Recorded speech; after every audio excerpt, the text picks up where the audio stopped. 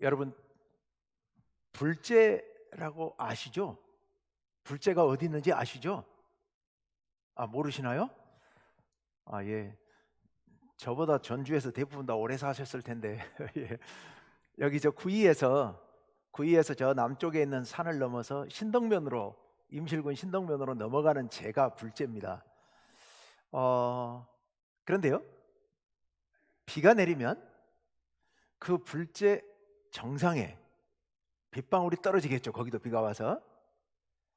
그 빗방울은 남해로 흘러갈까요? 아니면 서해로 흘러갈까요?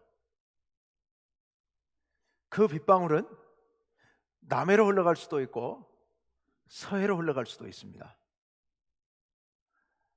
그 빗방울이 좀 더 가까이 얘기하면 저 우남저수지로 흘러갈 수도 있고 구이저수지로 흘러내려올 수도 있습니다. 우남저수지로 흘러들어가면 그게 임실, 순창, 저 곡성, 구례를 지나서 하동으로 해서 남해로 흘러가게 돼 있고요. 그리고 구이저수지로 흘러내려오면 이게 삼천천을 지나서 전주천, 만경강을 지나 저 새만금호를 거쳐서 서해로 가게 돼 있습니다.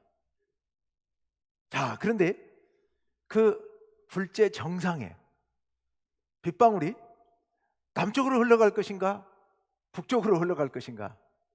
이건 정말 아주 조금의 차이이죠. 하늘에서 같은 구름에서 빗방울이 생겨서 떨어지더라도 떨어지다가 남풍이 살짝 불면 북쪽으로 흘러서 구이저수지로 해서 서해로 가는 거고요. 빗방울이 내려오는데 중간에 북풍이 불면 남쪽으로 떨어져서 우남저수지로 해서 남해로 흘러가게 돼 있는 겁니다. 같이 내려오던 빗방울인데 아슬아슬한 차이로 남해로 갈 것인가 서해로 갈 것인가 엄청난 차이가 발생을 하게 되지요. 정말 미세한 차이인데 그 차이가 엄청난 결과의 차이를 가져오는 거죠. 대통령 선거가 한창입니다. 이 대통령 선거 유심히 바라보고 있으면 참 얻을 게 많습니다. 왜냐하면 대통령 선거에 입후보한 후보자 개인들이나 각 정당들이나 아주 이 중요한 일이잖아요. 그것을 놓고 격돌을 하게 되지요. 개인들이나 공동체의 운명에 큰 영향을 끼치기 때문에 아주 그냥 사생결단을 하고 경쟁을 벌입니다. 그러다 보니까 후보자 개인적인 문제들과 각 정당의 문제들과 또 우리 사회의 모든 문제들이, 국민들의 요구가 그 선거에 반영이 되니까 모든 요구들이 거기에 한꺼번에 문출되면서 쏟아지고 그게 조율이 되고 경합을 벌이고 하는 그런 아주 치열한 일이 극단적으로 집합되어서 한꺼번에 표출되는 곳이 대통령 선거 현장입니다. 그렇기 때문에 유심히 바라보고 있으면 인간이 어떤 존재인지, 우리 사회가 어떤 사회인지 하는 것들이 쉽게 눈에 보이게 되죠. 굉장히 좀 유심히 볼 필요가 있습니다. 자, 그런데 대통령 선거가 아직 이제 50일도 안 남았습니다. 결과가 어떻게 될 것 같습니까? 누가 당선될 것 같습니까? 아무도 예측할 수가 없죠. 왜 그렇습니까? 50일 기간 동안 무슨 일이 벌어질는지 알 수가 없으니까요. 우리 국민들이 누구를 찍을는지 나도 아직 결정을 안 했는데 우리 국민들이 누가 찍을는지, 누가 누구를 찍을는지 알 수가 없으니까요. 자, 그러다 보니까 선거운동은 열심히 하면서도 후보들끼리 정말 조심스럽게 선거운동을 하고 있죠. 왜냐하면 말 한마디 잘못하면 그걸로 인해서 표가 쏠리게 되고, 그렇게 되면 선거의 결과가 좌우되기 때문에 조심스럽게 행보를 하고 있습니다. 작은 말 한마디가 선거의 결과를 갈라놓게 되고, 그 결과로 인해서 개인뿐만 아니라 정당이나 또는 심지어 우리나라의 운명, 우리나라의 역사까지도 흔들릴 수 있기 때문에 그 말 한마디, 행실 하나가 대단히 중요하게 됩니다. 아주 작은 말이 큰 결과의 차이를 가져오게 되죠. 근데 오늘 성경 말씀에도 작은 것 같은, 별것 아닌 것 같은 한 사건이 기록되어 있는데, 그 사건이 유대 이스라엘의 역사에 엄청난 영향을 끼치는 그런 큰 사건이 되는 말씀이 기록되어 있습니다. 뿐만 아니라 유대 이스라엘뿐만 아니라 오늘 우리 기독교에도, 기독교의 역사에도 굉장히 큰 영향을 주는 사건이 됩니다. 어찌 보면 작은 사건인데요. 이스라엘 역사를 보면 우리가 성경에 하나님 말씀을 알기 위해선 이스라엘 역사를 어느 정도는 또 알아야 되기 때문에 성경에 나타나 있는 이스라엘 역사들을 우리가 유심히 보게 되는데요. 하나의 중요한 변화와 차이가 나타나고 있는 것을 볼 수가 있습니다. 예수님 당시에 이스라엘 나라 유대인들 삶을 우리가 한번 생각해 보십시오. 굉장히 독특합니다. 우선 그들은 다른 사람들과 좀처럼 섞이지를 않습니다. 유대인과 이방인을 딱 갈라놓고 서로 말도 가급적이면 섞지 않으려고 합니다. 서로 교제를 한다, 거래를 한다, 심지어 결혼을 한다. 상상도 못할 일이지요. 심지어 그들은 사마리아인들, 그들과 예수님이 대화를 나누는 것도 이상하게 생각할 만큼이나 그렇게 갈라놓고 있습니다. 그런 사마리아 사람들과 결혼을 한다? 상상도 못할 일이었죠. 또 이스라엘 사람들은, 유대인들은 예수님 당시에 보면 철저한 율법주의적 사고와 그런 행동을 보이고 있습니다. 그 율법을 아주 철두철미하게 지키지, 안식일 날은 아무것도 하지 않습니다. 시장에 갔다 오면 손을 씻어야 음식을 먹습니다. 율법에 한 채라도 어긋남이 없게 살기 위해서 아주 발버둥을 치고 살아가고 있습니다. 그게 너무 심해서 율법의 문자주의에 빠질 만큼이나 글자 한 글자 한 글자도 어기지 않고 다 지키려고 애를 쓰고 있는 그들의 모습을 봅니다. 아주 특이할 정도로, 지나칠 정도로 율법을 철저하게 지키는 그런 민족입니다. 근데 이스라엘 민족이 여러분 본래 그랬습니까? 구약의 역사를 보면 전혀 그렇지를 않죠. 하나님께서는 분명히 그렇게 명령하셨지만, 그러나 구약의 이스라엘 백성들을 보면 전혀 그렇게 살지 않습니다. 하나님께서 애굽에서 이스라엘 백성들을 구원하셨고, 그리고 시내 광야에서 모세를 통해서 그들에게 율법을 주셨습니다. 십계명을 주셨습니다. 하나님 외에 다른 신을 내게 두지도 말라, 우상을 섬기지 말고 세우지 말라, 우상에게 절하지 말라. 하나님께서 그들에게 철저하게 명령하시죠. 가나안 땅에 들어가기 전랑 가나안 땅에 살고 있는 원주민들과 교제하지 말라, 그들과 결혼하지 말고 그들의 생활 풍습을 배우지 말라, 그들의 우상을 받아들이지 말라. 아주 하나님께서 철저하게 명령하셨습니다. 하나님만을 사랑하고 하나님만을 섬기라. 그런데 그들이 어떻게 합니까? 광야에서 조금만 어려운 문제가 생기면 하나님의 말씀을 어기고 배반하고, 그리고 하나님께 반역을 합니다. 원망을 합니다. 가나안 땅에 들어가게 되죠. 가나안 땅에 들어가서 하나님께서 그렇게 신신당부하셨는데도 불구하고 원주민들과 얽히게 되죠. 원주민들의 우상 바알신을 받아들이게 됩니다. 그리고 끊임없이 이방 우상들을 받아들이고 그 우상들을 섬기게 되죠. 때때로 선지자들이나 또는 어떤 깨어 있었던 왕들에 의해서 그러면 안 된다, 우리가 말씀대로 살아야 된다, 회복해야 된다 라고 해서 그들이 잠시 돌이켜서 하나님 뜻대로 살겠다고 우상을 타파하고, 그리고 말씀대로 절기를 지키고 합니다마는 얼마 가지 못하고 도로 제자리로 돌아가 버립니다. 이스라엘 역사를 보면 한마디로 말해서 끊임없이 하나님의 명령을 어기고 우상을 섬기고, 그리고 이방인들과 결혼을 하고 이방 사람들의 생활 풍습을 받아들여서 하나님의 마음을 아프게 하는 일의 무한반복이에요. 무한반복. 돌이켰다가 다시 빠지고 돌이켰다가 다시 빠지고. 돌이키는 것은 잠시이고, 그리고 이방신을 섬기고 이방 생활 습관을 받아들이는 것은 길고요. 사사시대 이스라엘 백성들처럼요. 사사시대 이스라엘 백성들, 사사가 나타나서 자신들을 잘 가르치면 또 말씀대로 살다가 금방 사사가 죽고 나면 이방 우상을 섬기고 하나님의 명령을 잊어버렸다가 또 하나님께서 징벌하셔서 이방인들이 들어와 그들을 침략하고 약탈하면 그제서야 이제 회개하고 하나님께 잘못했습니다 돌이키고, 하나님께서 다시 사사를 보내셔서 그들을 구원해 주시면 그제서 또 바로잡고, 그러기를 무한반복을 했던 거죠. 그랬던 이스라엘 백성들, 그랬던 유대인들. 근데 그들이 앞에서 말씀드렸던 것처럼 예수님께서 오실 때가 되면 완전히 탈바꿈이 되어서 너무 지나칠 정도로 율법주의에 빠져서 율법의 문자주의에 빠져가지고 예수님께서 율법의 본정신은 어디 버리고 그 문자에만 빠져 있느냐라고 책망하실 만큼 그들은 철저하게 율법을 지키는 민족들로 바뀌어버린 겁니다.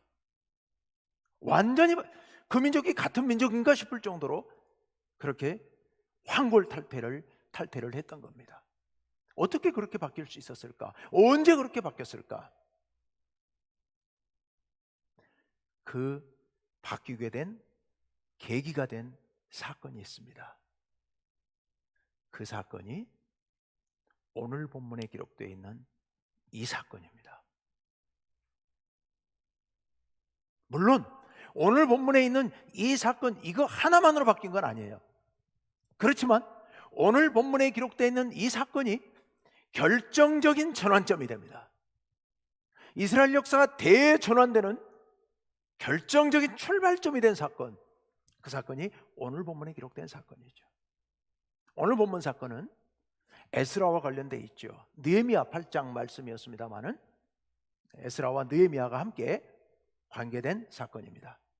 이스라엘 백성들이 기원전 주전 587년에 바벨론에 의해서 남유다까지 완전히 멸망하게 됩니다.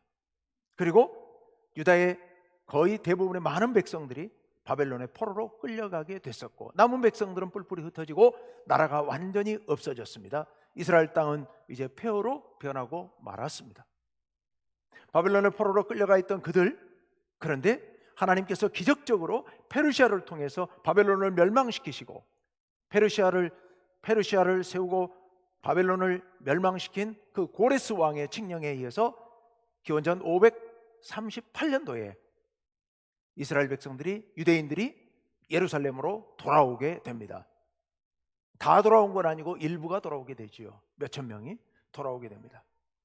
돌아오게 된 이유가 뭡니까? 고레스가 명령을 한 거죠. 뭐라고 명령하느냐? 고레스의 정책이 바뀐 겁니다. 바벨론하고는 완전히 다른 정책을 펴는데 어떤 정책을 펴냐 하면은 각 민족과 각 나라들이 섬기던 신들이 있다면 그 신들에게 각 민족들이 가서 원래 그 신을 섬기던 그 모습 그대로 그 신들을 섬기면서 우리 페르시아의 평화와 페르시아 왕궁의 안녕 번영을 위해서 기도해 달라 이겁니다. 그러니 유대인들에게도 너희들도 예루살렘으로 돌아가서 이제 폐허로 변해버린 예루살렘 성전을 다시 재건축하고 그 예루살렘 성전에서 원래 하나님께서 명령하신 대로 하나님께 예배를 드리되 단 페르시아를 위해서, 나와 페르시아 왕궁의 평안과 번영을 위해서 기도해달라, 이렇게 부탁을 하게 된 겁니다. 그래서 1차 귀환하게 되지요.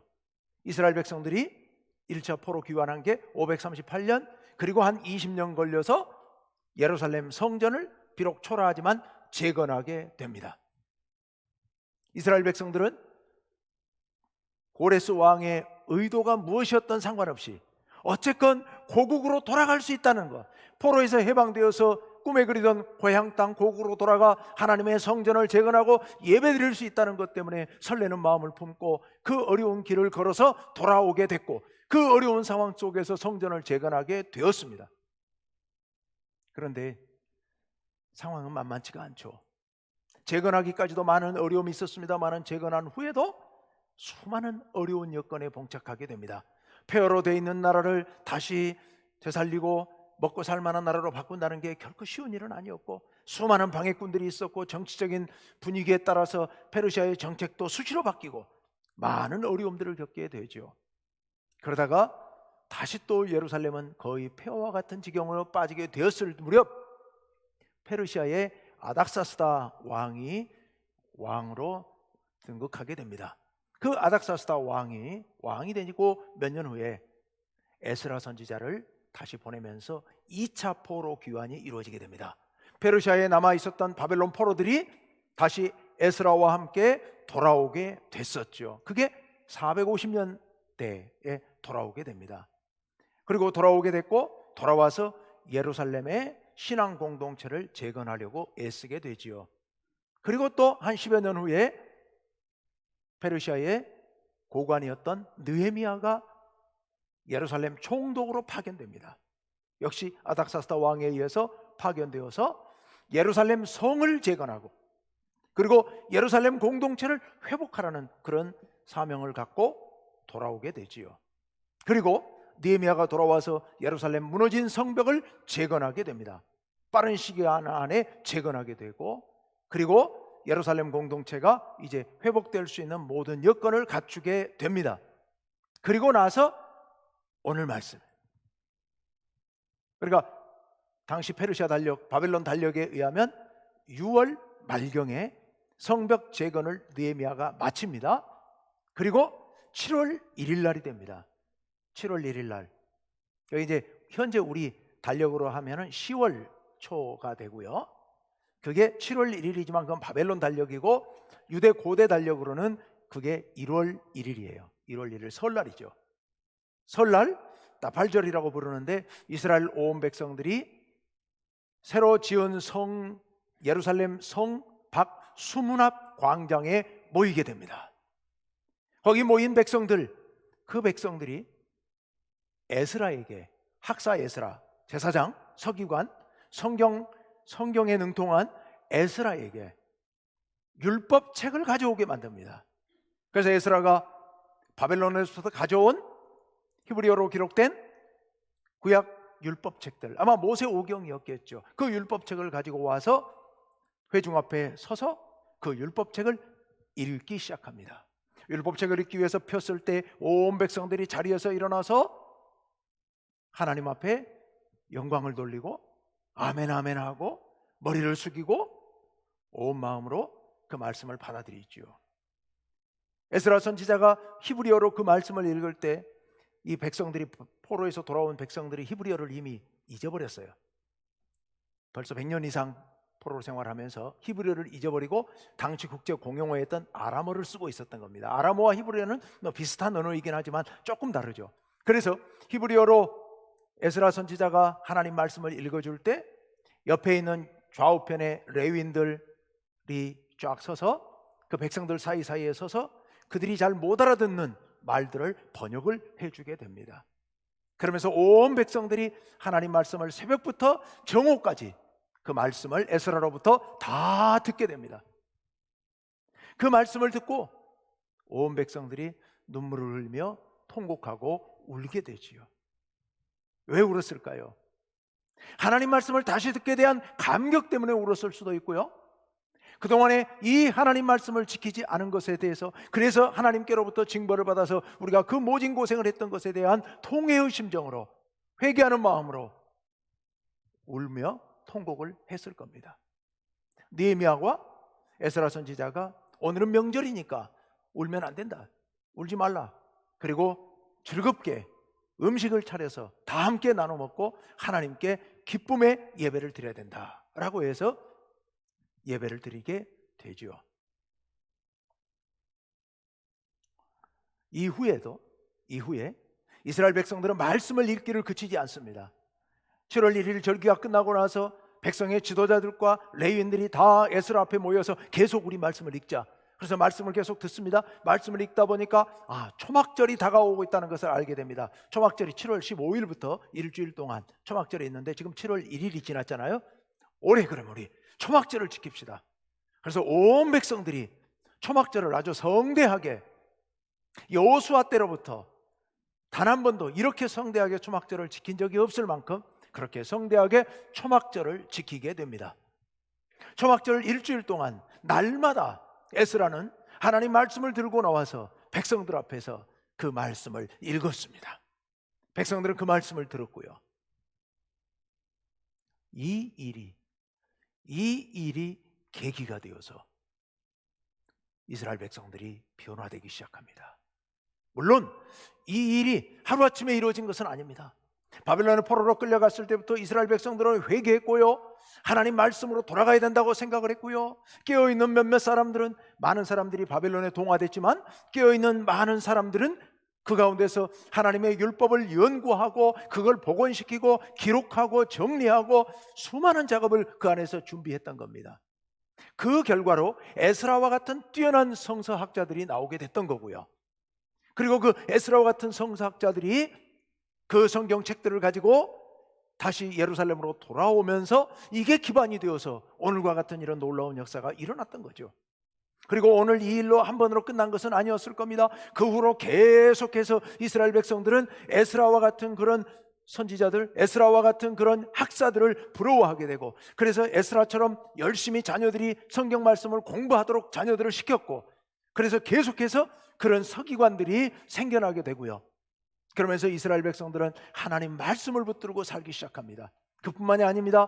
느헤미야 선지자, 느헤미야 총독과 에스라 선지자, 백성의 지도자들이 마음을 합하여서 이방인들과 결혼해서 살고 있었던 사람들을 다 돌려보냅니다. 결혼했던 이방인들을 다 돌려보내고요, 이방인들과의 거래를 다 끊고요, 안식일 날 이방인 장사꾼들이 예루살렘 성에 들어와 장사하는 것을 다 쫓아보내고요,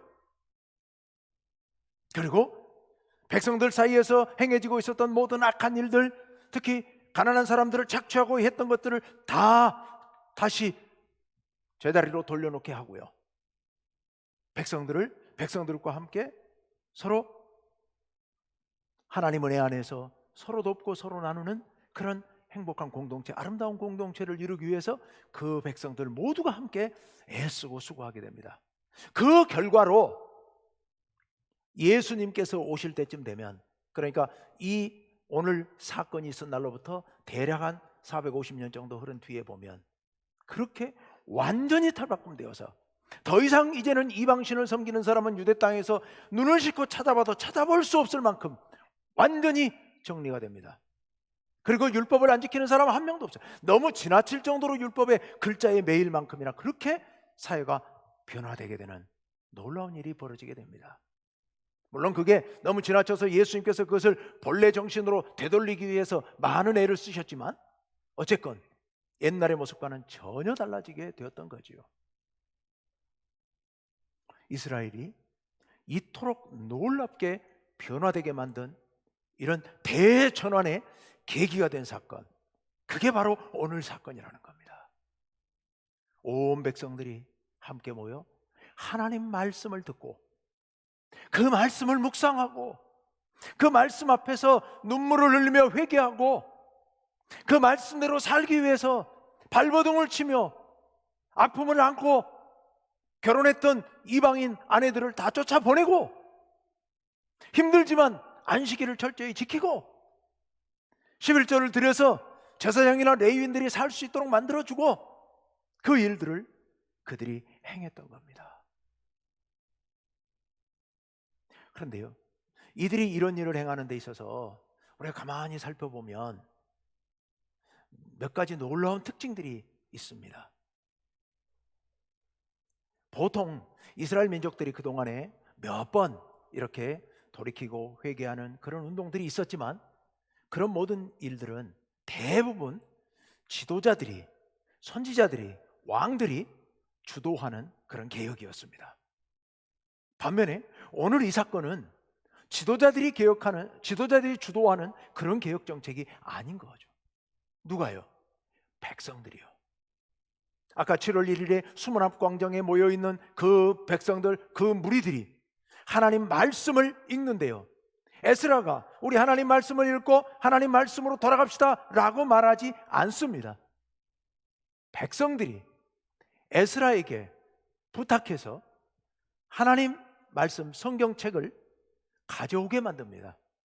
그리고 그 말씀을, 그 책을 가져와서 읽어달라고 부탁을 합니다. 그래서 에스라가 성경책을 가지고 와서 백성들 앞에 읽었던 겁니다. 느헤미야와 에스라는 오늘이 명절이니까 울지 말라고 얘기하는데, 백성들은 그 말씀 앞에서 지난날 조상들의 잘못을 회개하며 통곡을 하면서 돌이키고 회개했던 겁니다. 그 온 백성들이 모여서 그 다음 날도 하나님의 말씀을 같이 읽으면서 그 말씀 속에 담겨있는 절기를 우리가 지킵시다. 초막절을 우리가 지킵시다. 에스라가 말한 게 아니에요. 느헤미야가 말한 게 아닙니다. 백성들이 자발적으로 우리 말씀대로 삽시다. 초막절을 지킵시다.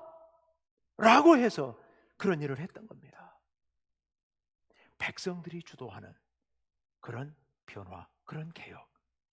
백성들이 먼저 말씀으로 돌아가자고, 말씀을 붙들고 말씀을 읽어달라고, 그렇게 하면서부터 이런 놀라운 변화가 일어나게 됐던 겁니다. 성도님 여러분, 이스라엘 민족만 대전환이 필요한 게 아닙니다. 이스라엘 민족에게만 개혁이 필요한 게 아니고요, 오늘날 우리에게도 개혁이 필요한 줄로 압니다. 오늘날 우리 한 사람 한 사람, 오늘날 우리 교회, 우리 한국교회 개혁과 변화가 필요합니다. 절실하게 필요합니다. 지금 이 코로나 상황 가운데서 교회가 보여준 모습들은 너무도 무기력한 모습들이었습니다. 온 사회가 손가락질하고 지탄받는 그런 일들을 우리는 행하고 있었던 것. 요새 유튜브에 올라와 있는 영상들을 보니까요, 교회들에서 이번 대통령 선거와 관련해서 후보자들을 교회로 초청해 놓고, 교회 초청했는지 왔는지는 모르겠습니다만은, 자발적으로 왔는지는 모르겠습니다만은, 교회에 찾아온 사람들 앞에서 그 후보자들을 교회 앞에서 이야기를 하고 그 사람들을 인사를 시키고, 정말 해서는 안 될 일들을 교회가 행하고 있는 모습들을 봅니다. 한국 교회를 대표한다는 교회들에서 그런 짓들을 하고 있습니다. 한국 교회야말로 정말 대전환이 필요한 시점입니다. 표면적으로 드러난 일들만 말씀을 드렸습니다마는 우리 성도님들 한 분 한 분의 삶을 가만히 돌아보십시오. 우리의 삶이 정말 주님 앞에서 온전한 삶인가? 우리에게도 정말 대전환, 대개혁이 필요합니다. 그런데요, 그 대전환에 계기가 있어야 되지요. 그 계기가 뭐가 돼야 되겠습니까? 오늘 여기 말씀처럼 하나님 말씀으로 돌아가는 운동이 되어야 됩니다. 하나님 말씀으로 돌아가야 돼요. 온 이스라엘 백성들이 하나님 말씀을 가져오라고 하고 그 말씀을 읽어달라고 하고 그 말씀을 들으면서 그 말씀 앞에서 회개하고 그 말씀 앞에서 자신들의 행동을 다시 교정하고 수정했던 것처럼, 우리 모두가, 우리 한 사람 한 사람이, 우리 교회가, 우리 한국 교회가 하나님 말씀으로 돌아가지 않으면 안 됩니다. 하나님 말씀으로 돌아가는 운동이 일어나야 됩니다.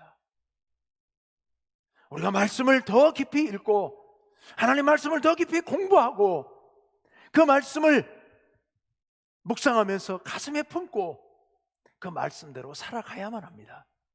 그럴 때 변화가 이루어질 줄로 믿습니다. 그런 우리의 노력을 통하여, 하나님 말씀으로 돌아가려고 하는 우리의 발버둥을 통하여서 우리의 삶의 변화가 이루어지고 우리 교회의 변화가 이루어지고 우리 한국 교회가 변화되는 놀라운 역사가 일어날 줄로 믿습니다.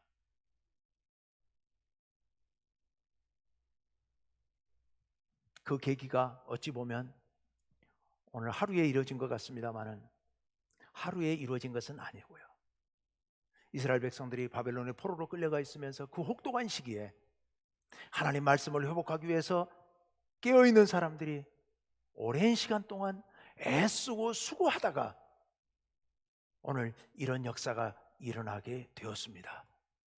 먼저 우리들이 하나님 말씀 붙들고 말씀을 읽고 공부하고 묵상하고 그 말씀대로 살려고 발버둥치는 이런 노력이 우리 안에서 오늘부터 시작해서 계속적으로 이루어질 때 그게 어떤 한 계기에 큰 변화로 나타나게 될 것이고, 그로 인해서 우리 모두가 새로워지는 놀라운 역사로 열매를 맺게 될 줄로 믿습니다. 우리 중국교회 성도님 여러분, 우리 모두 오늘 이스라엘 백성들처럼 하나님 말씀 붙들고 하나님 말씀으로 돌아가려고 하는 이런 발버둥이 우리의 삶 가운데서 일어나시기를 간절히 원합니다.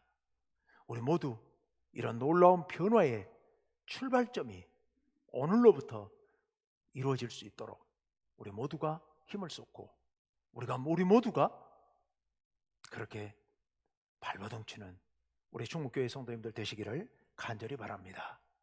그래서 이스라엘 백성과 같은 그런 놀라운 변화가 우리 삶 가운데, 우리 교회 가운데 일어날 수 있도록 우리가 그렇게 힘을 쏟으시기를 간절히 바랍니다. 우리 함께 기도합시다.